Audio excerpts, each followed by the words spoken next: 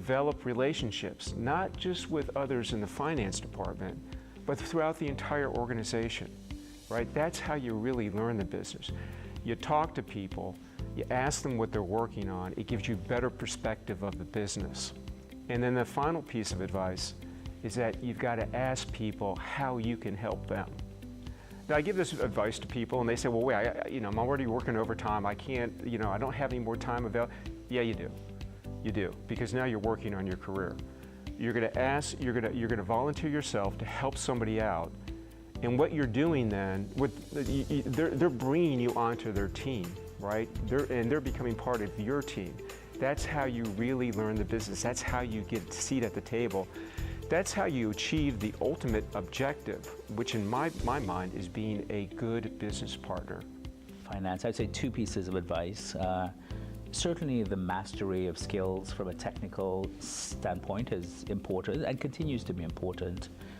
I think the area of emotional intelligence, so ensuring you invest in developing your soft skills, if you will, the ability to partner across a number of teams, across organizations, having a high amount of self-awareness as an example. So I think emotional intelligence is equally, if not of greater importance, than the actual IQ of an individual. And then number two, the advice would be really try to get as close to the business as you can. I think you learn so much more, you refine your skills, you're able to make a greater impact if you're able to get up from behind the desk and go out onto the floor of a manufacturing shop, or go talk to customers as an example, or if you're able to get on the phone and listen to questions which are coming in terms of a call center as an example, are all things you can do to really understand the business, understand the issues the customers have, and therefore how can you as an employee, as an individual, actually help to drive and improve the experience of the customer. The two main characteristics that I look for when I look at somebody to join my team are there are two things: to be intellectually curious and also have a strategic mind.